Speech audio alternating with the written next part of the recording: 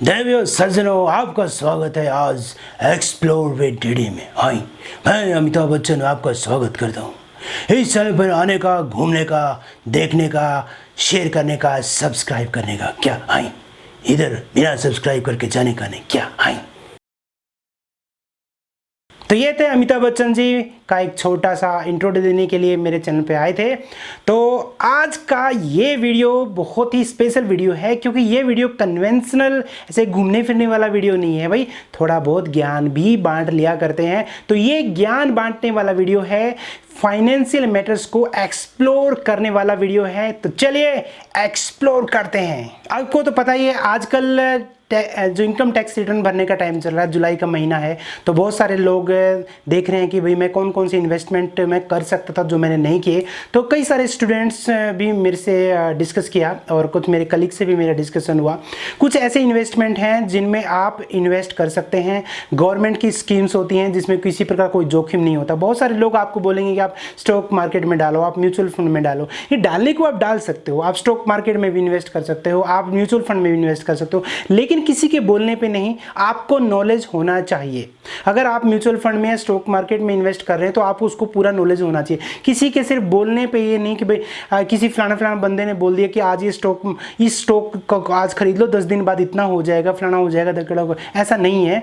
मतलब कुछ कंपनियां उनको पैसे दे देती हैं, फिर वो बोल देते हैं और बहुत सारे लोग ऐसे कंगाल हो जाते हैं, घर बिक जाते हैं, सब कुछ हो जाता है। तो इन्वेस्टमेंट जो है वो बहुत ही सोच समझ के करने की चीज है। बिना सोचे, बिना विचारे, बिना नॉलेज गेन किए आपको इन्वेस्टमेंट नहीं करना चाहिए। आप कोई भी इन्वेस्टमेंट करें, पहले आप उसके बारे में अपने आप को प्रिपेयर करें मेंटली, और आप पढ़ें उसके बारे में, उस इन्वेस्टमेंट ऑप्शन के बारे में पढ़ें।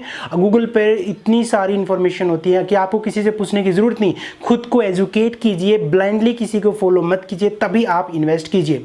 तो मैं जो इन्वेस्टमेंट ऑप्शन के बारे में आपको बताने जा रहा हूं उसका नाम है PPF, that is public provident fund. ये गवर्नमेंट ऑफ इंडिया की एक स्कीम है, बहुत ही पुराने टाइम से है, ये कोई आज की नहीं है। गवर्नमेंट ऑफ इंडिया की बहुत पुराने टाइम से है, तो आपको चिंता करने की बिल्कुल भी जरूरत नहीं है। आप पीपीएफ में हर साल मैक्सिमम 1.5 लाख रुपए इन्वेस्ट कर सकते हो। और इसकी सबसे खास बात पता है क्या है, कि आप मिनिमम 1000 रुपए कर सकते हो और मैक्सिमम 1.5 लाख रुपए।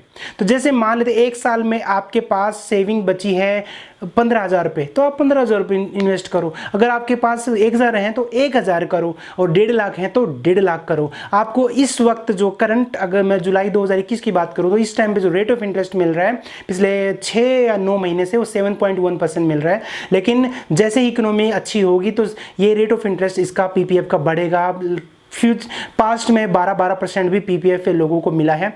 और पब्लिक प्रोविडेंट फंड जो स्कीम है, पीपीएफ जो स्कीम है, ये ओपन टू पब्लिक है, कोई भी ज्वाइन कर सकता है, कोई भी ज्वाइन कर सकता है। आपको कोई एम्प्लॉय होने की जरूरत नहीं है। आप चाहे सेल्फ एम्प्लॉयड हो या आप एक स्टूडेंट हो तो भी आप इसको ज्वाइन कर सकते हो। जैसे जो पीएचडी स्टूडेंट जिनको फेलोशिप मिलती है वो हर महीने एक इतना पैसा कर सकते हैं, भाई मेरे को इतना पैसा हर महीने करना है। आप साल में 12 बार इन्वेस्ट कर सकते हो, यानी 12 इंस्टॉलमेंट में डाल सकते हो। आप चाहो तो इक्वल इंस्टॉलमेंट कर सकते हो, जरूरी नहीं है। आप चाहे तो एक इंस्टॉलमेंट 10 डाले, दूसरे में 50 डाले, तीसरे में 60 डाले, टोटल आप 1.5 लाख डाल लें, या आप 1000 करके डालो। It's totally up to you, कोई रिस्ट्रिक्शन नहीं है। एक साल में मान लो आपके पास पैसे है ही नहीं तो बस 1000 रुपये ही डाल दो।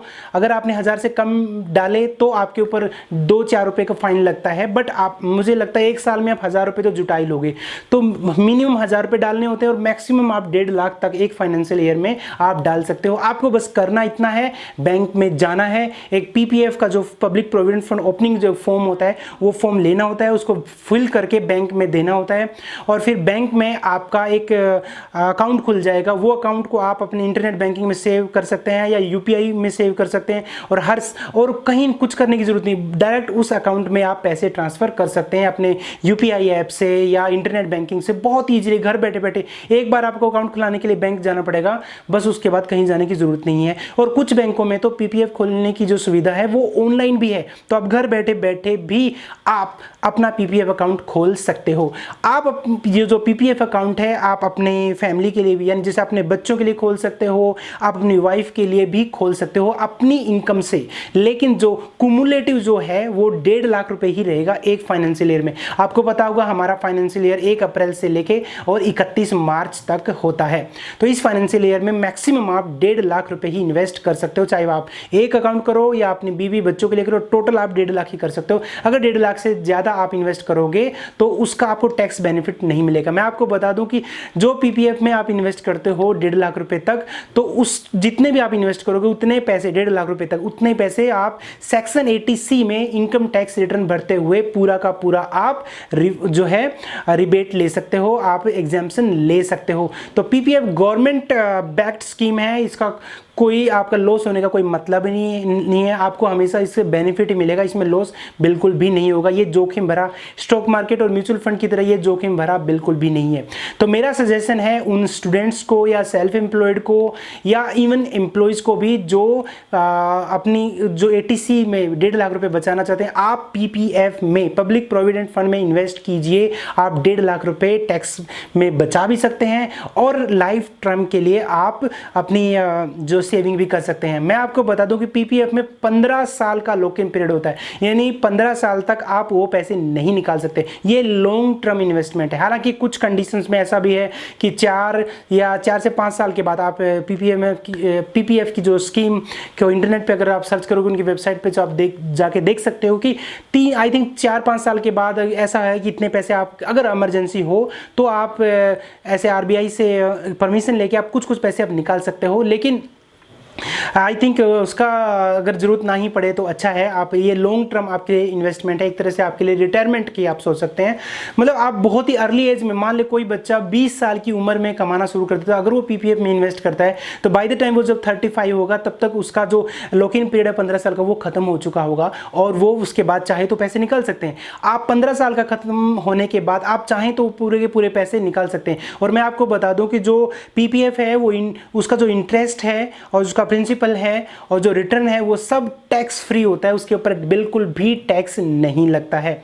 और मैं आपको बता दूं कि पीपीएफ में इन्वेस्ट करने के लिए आपको सिर्फ बैंक में जाना है, बैंक में जाके आपको सिर्फ फॉर्म भरना है और कुछ भी नहीं करना है।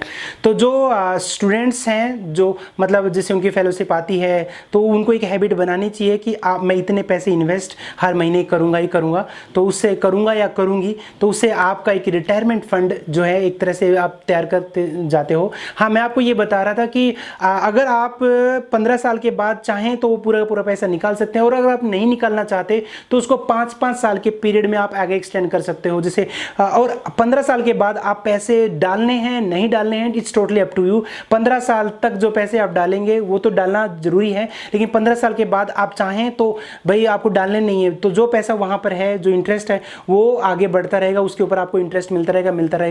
लेकिन अगर आप चाहते हैं और इन्वेस्ट करना तो 15 साल के बाद भी आप बिल्कुल इन्वेस्ट भी आप कर सकते हैं। तो पीपीएफ एक गवर्नमेंट बैक्ड जो है इन्वेस्टमेंट है। तो मैं आपको सजेस्ट करूंगा कि आपको इसके बारे में पढ़ना चाहिए, और आप सिर्फ मेरे बोलने पे भरोसा मत कीजिए, आप खुद इंटरनेट पे जाइए, आपके पास मोबाइल फ़ोन है, इंटरनेट है, आपके पास लैपटॉप है, आप जाइए पीपीएफ के बारे में पढ़िए, आपको खुद ब खुद ये अट्रैक्टिव लगेगा, क्योंकि इसमें कोई मीडिएटर नहीं है, कुछ नहीं है, कोई कमीशन गवर्नमेंट नहीं लेती, बस आपको इंटरेस्ट देगी, फिर वो इंटरेस्ट आपके प्रिंसिपल में ऐड होगा, अगले साल उस पर भी इंटरेस्ट मिलेगा, इंटरेस्ट मिलते काफ़ी अच्छा आपका एक कॉर्पस बन जाएगा रिटायरमेंट के लिए।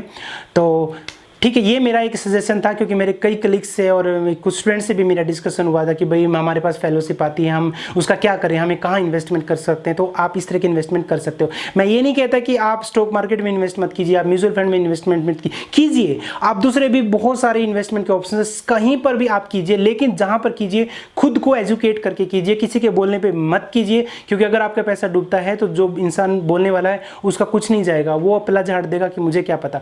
तो अगर आप कहीं पर इन्वेस्टमेंट कर रहे हैं तो प्लीज़ अपने आप को एजुकेट करने के बाद ही अपना हार्ड अर्न मनी इन्वेस्ट कीजिए।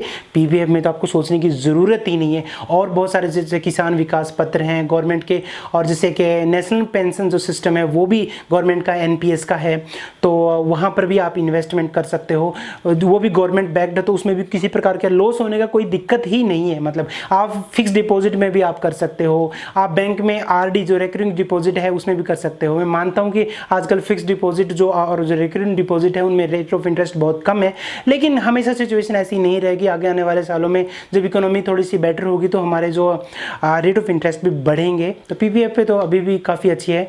हाँ, जिन लोगों का जो एक छोटी बेटी है 10 साल या उससे कम की, तो आप सुकन्या समृद्धि योजना में भी इन्वेस्टमेंट कर सकते हैं। आप 7.6% उस पर मिलता है, उसमें भी 15 साल तक आपको इन्वेस्ट करना पड़ता है। 15 साल के बाद 15 साल तक इन्वेस्टमेंट करना पड़ता है। जब आपकी बेटी 21 साल की हो जाएगी तो आपकी बेटी को वो आपकी बेटी के नाम पे ही खुलेगा वो अकाउंट, तो आपकी बेटी को वो उस अकाउंट के सारे पैसे विद इंटरेस्ट मिल जाएंगे जब वो 21 साल की हो जाएगी। तो यानी आई थिंक वो 21 साल की नहीं हो जाएगी, टोटल जो टाइम है from the date of opening of account वो 21 साल के बाद वो पैसे मिलते हैं। लेकिन जैसे मान लेते किसी की बेटी 9 साल की है तो 21 जब वो 30 साल की हो जाएगी तब वो पैसे मिलेंगे।